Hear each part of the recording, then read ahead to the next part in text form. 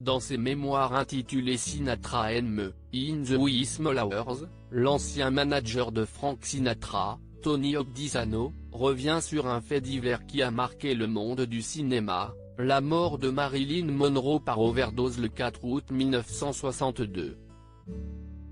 D'après les confidences qu'il a faites à son manager, Frank Sinatra ne croyait pas à une mort accidentelle. Frank pensait qu'elle a été tuée. Et il ne s'en est jamais remis.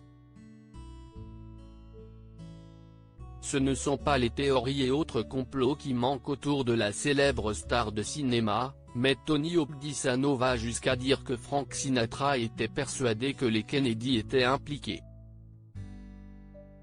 Marilyn Monroe avait en effet confié ses liaisons avec John F. Kennedy et son frère, Robert F. Kennedy à Frank Sinatra. CIST, ce qui a poussé ce dernier à croire à un meurtre.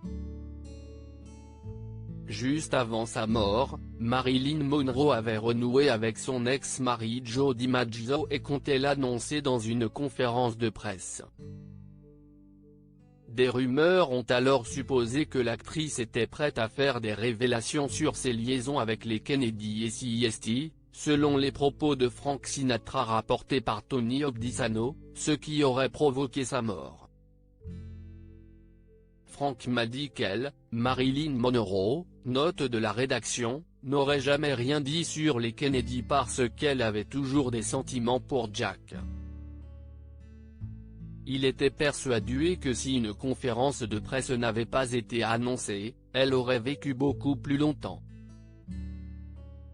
Frank Sinatra longtemps hanté par la mort de Marilyn Monroe. Les Kennedy ne sont pas les seuls à avoir été suspectés par les sources de Frank Sinatra d'après lesquelles elle a été tuée avec un suppositoire au barbiturique et Robert Kennedy où la mafia était impliquée. Une mort toujours mystérieuse aujourd'hui, dont Frank Sinatra a eu énormément de mal à se remettre.